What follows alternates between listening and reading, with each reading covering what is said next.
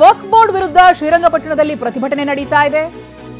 ಶ್ರೀರಂಗಪಟ್ಟಣ ಬಂದ್ಗೆ ವಿವಿಧ ಸಂಘಟನೆಗಳಿಂದ ಕರೆ ಕೊಡಲಾಗಿದೆ. ಶ್ರೀರಂಗಪಟ್ಟಣದ ಬಹುತೇಕ ಅಂಗಡಿ ಮುಂಗಟ್ಟುಗಳು ಸ್ತಬ್ಧವಾಗಿದೆ. ಕೆಲವೇ ಕ್ಷಣಗಳಲ್ಲಿ ಶ್ರೀರಂಗಪಟ್ಟಣದಲ್ಲಿ ಬೃಹತ್ ರ್ಯಾಲಿ ನಡೆಯೋದಿದೆ. ಜಾಮಿಯಾ ಮಸೀದಿ ಸುತ್ತ ಇದೀಗ ಬಿಗಿ ಪೊಲೀಸ್ ಬಂದೋಬಸ್ತನ್ನ ಕೈಗೊಳ್ಳಲಾಗಿದೆ. ಜಾಮಿಯಾ ಮಸೀದಿಗೆ ಸಾರ್ವಜನಿಕರ ಪ್ರವೇಶಕ್ಕೂ ಕೂಡ ಅಲ್ಲಿ ನಿರ್ಬಂಧವನ್ನ ಹೇರಲಾಗಿದೆ. ಇವತ್ತಿನ ದಿನ ಪ್ರತಿಭಟನಾ ರ್ಯಾಲಿ ಮುಗಿಯೋವರೆಗೂ ಕೂಡ ಮಸೀದಿಗೆ ಪ್ರವೇಶ ಇಲ್ಲ, ಯಾರು ಕೂಡ ಬರೋ ಹಾಗಿಲ್ಲ. ಯಾಕೆಂದ್ರೆ ಈ ರ್ಯಾಲಿ ಜಾಮಿಯಾ ಮಸೀದಿ ಪಕ್ಕದಲ್ಲೇ ಹಾದು ಹೋಗುತ್ತೆ. ಮಸೀದಿ ಸುತ್ತಲೂ 100ಕ್ಕೂ ಹೆಚ್ಚು ಪೊಲೀಸರ ನಿಯೋಜನೆ ಕೂಡ ಆಗಿದೆ. ಇವತ್ತಿನ ದಿನ ಶ್ರೀರಂಗಪಟ್ಟಣ ಬಂದ್ಗೆ ಕರೆ ಕೊಡಲಾಗಿದೆ. ಕಾರಣ ವಕ್ಫ್ ಬೋರ್ಡ್ ವಿರುದ್ಧವಾಗಿ ನಡೀತಾ ಇರುವಂತಹ ಪ್ರತಿಭಟನೆ ಇದು. ಪಹಣಿಗಳಲ್ಲಿ ವಕ್ಫ್ ಬೋರ್ಡ್ನ ಹೆಸರು ಉಲ್ಲೇಖ ಆಗಿದೆ. ರೈತರಿಗೆ ಅನ್ಯಾಯ ಆಗ್ತಾ ಇದೆ. ಯಾವುದೇ ದಾಖಲೆಗಳನ್ನ ನೋಡಿದ್ರೂ ಕೂಡ ಅಲ್ಲಿ ವಕ್ಫ್ ಬೋರ್ಡ್ನ ಹೆಸರು ಉಲ್ಲೇಖ ಆಗಿದೆ ಅನ್ನೋದಾಗಿ ಇವತ್ತು ಶ್ರೀರಂಗಪಟ್ಟಣ ಬಂದ್ಗೆ ಕರೆಯನ್ನ ಕೊಡಲಾಗಿದೆ. ವಿವಿಧ ಸಂಘಟನೆಗಳು ಕೂಡ ಈ ಪ್ರತಿಭಟನೆಯಲ್ಲಿ ಪಾಲ್ಗೊಳ್ತಾ ಇದೆ. ಶ್ರೀರಂಗಪಟ್ಟಣದ ಬಹುತೇಕ ಅಂಗಡಿ ಮುಂಗಟ್ಟುಗಳು ಸ್ತಬ್ಧವಾಗಿದೆ. ನೀವು ದೃಶ್ಯದಲ್ಲಿ ಗಮನಿಸ್ತಾ ಇದ್ದೀರಾ.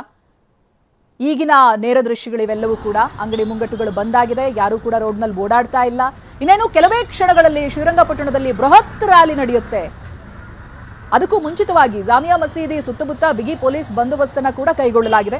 ಈ ಬಗ್ಗೆ ಡೀಟೇಲ್ಸ್ ಅನ್ನ ಪಡೆದುಕೊಳ್ತಾ ಹೋಗ್ತೀನಿ. ಪ್ರತಿನಿಧಿ ಪ್ರಶಾಂತ್ ಮಂಡ್ಯದಿಂದ ಲೈವ್ ನಲ್ಲಿ ಜಾಯ್ನ್ ಆಗ್ತಾ ಇದ್ದಾರೆ. ಪ್ರಶಾಂತ್, ಇವತ್ತು ಅಲ್ಲಿಯ ಪರಿಸ್ಥಿತಿ ಯಾವ ರೀತಿಯಾಗಿದೆ? ರೈತರ ಪ್ರತಿಭಟನೆಗೆ ಯಾರ್ಯಾರು ಸಾಥನ್ನ ಕೊಡ್ತಾ ಇದ್ದಾರೆ? ಎಷ್ಟು ಜನ ಈ ಪ್ರತಿಭಟನೆಯಲ್ಲಿ ಪಾಲ್ಗೊಳ್ತಾ ಇದ್ದಾರೆ? ಅದಕ್ಕೆ ಸಂಬಂಧಪಟ್ಟಂತೆ ಭದ್ರತೆಗಳು ಯಾವ ರೀತಿಯಾಗಿ ಕೈಗೊಳ್ಳಲಾಗಿದೆ? ಪ್ರಶಾಂತ್. ಚೈತ್ರ, ರಾಜ್ಯ ಸರ್ಕಾರ ಮತ್ತೆ ವಕ್ಫ್ ಬೋರ್ಡ್ನ ನಡೆಯನ್ನ ಖಂಡಿಸಿ ಇವತ್ತು ಶ್ರೀರಂಗಪಟ್ಟಣ ಸ್ವಯಂ ಪ್ರೇರಿತ ಬಂದ್ಗೆ ಕೂಡ ವಿವಿಧ ಸಂಘಟನೆಗಳು ಕೂಡ ಕರೆಯನ್ನು ಕೊಟ್ಟಿರುವಂಥದ್ದು. ಬಹಳ ಪ್ರಮುಖವಾಗಿ ವಿಎಚ್ಪಿ, ಬಜರಂಗ್ ದಳ, ರೈತ ಸಂಘಟನೆಗಳು, ವಿವಿಧ ಕನ್ನಡ ಪರ ಸಂಘಟನೆಗಳು ಸೇರಿದಂತೆ ಸಾಕಷ್ಟು ಸಂಘಟನೆಗಳು ಕೂಡ ಇವತ್ತು ಸ್ವಯಂ ಪ್ರೇರಿತ ಬಂದ್ಗೆ ಕರೆಯನ್ನು ಕೊಟ್ಟಿರುವಂಥದ್ದು. ಈಗಾಗಲೇ ಬೆಳಗ್ಗೆಯಿಂದಲೂ ಕೂಡ ಬಹುತೇಕ ಶ್ರೀರಂಗಪಟ್ಟಣ ಬಂದ್ ಆಗಿರುವಂಥದ್ದು.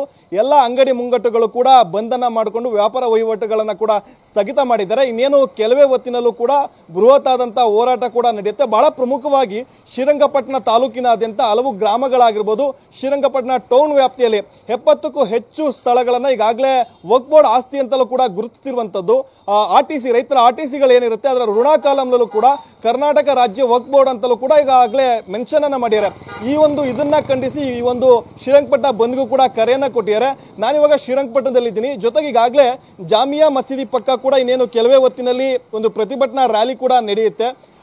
ಶ್ರೀರಂಗಪಟ್ಟಣ ಕುವೆಂಪು ಸರ್ಕಲ್ ಇಂದ ತಾಲೂಕು ಪಂಚಾಯತಿ ಕಚೇರಿವರೆಗೂ ಕೂಡ ಬೃಹತ್ ಆದಂತಹ ಪ್ರತಿಭಟನೆ ಕೂಡ ನಡೆಯುತ್ತೆ. ಹೀಗಾಗಿ ಜಾಮಿಯಾ ಮಸೀದಿ ಸುತ್ತಲೂ ಕೂಡ ಈಗಾಗಲೇ ಸಾಕಷ್ಟು ಪೊಲೀಸರನ್ನು ಕೂಡ ನಿಯೋಜನೆ ಮಾಡಿರುವಂಥದ್ದು. ಈಗಾಗಲೇ ಬೆಳಗ್ಗೆಯಿಂದಲೂ ಕೂಡ ಸಾರ್ವಜನಿಕರಿಗೆ ನಿಷೇಧವನ್ನ ಹೇರಿರುವಂಥದ್ದು.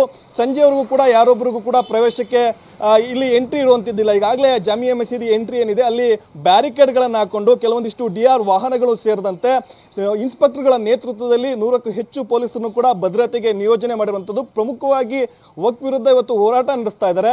ಜಾಮಿಯಾ ಮಸೀದಿ ಪಕ್ಕದಲ್ಲೇ ಈ ಒಂದು ಬೃಹತ್ ಆದಂತಹ ಪ್ರತಿಭಟನಾ ಮೆರವಣಿಗೆ ಕೂಡ ಸಾಗತ್ತೆ. ಹೀಗಾಗಿ ಯಾವುದೇ ರೀತಿಯ ಅಹಿತಕರ ಘಟನೆಗಳು ನಡೀಬಾರದು ಅನ್ನುವಂಥ ದೃಷ್ಟಿಯಲ್ಲಿ ಈಗಾಗಲೇ ಸಾಕಷ್ಟು ಭದ್ರತೆಯನ್ನು ಕೂಡ ಕಲ್ಪಿಸಲಾಗಿರುವಂಥದ್ದು. ಪ್ರತಿಭಟನೆಯ ಕಾವು ಇನ್ನೇನು ಕೆಲವೇ ನಿಮಿಷಗಳಲ್ಲೂ ಕೂಡ ಆರಂಭ ಆಗುತ್ತೆ. ಈಗಾಗಲೇ ಸಾಕಷ್ಟು ಜನರು ಕೂಡ ಆ ಒಂದು ಕುವೆಂಪು ಸರ್ಕಲ್ಗಳಿಗೆ ಬರ್ತಾ ಇದ್ದಾರೆ.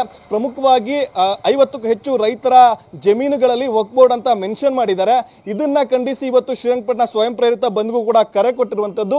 ಇನ್ನೇನು ಕೆಲವೇ ಹೊತ್ತಿನಲ್ಲೂ ಕೂಡ ಈ ಒಂದು ಪ್ರತಿಭಟನೆಯ ಬಿಸಿ ಕೂಡ ಆರಂಭ ಆಗುವಂತದ್ದು. Chaitra. Okay, thank you Prashanth ಮಾಹಿತಿಗಾಗಿ.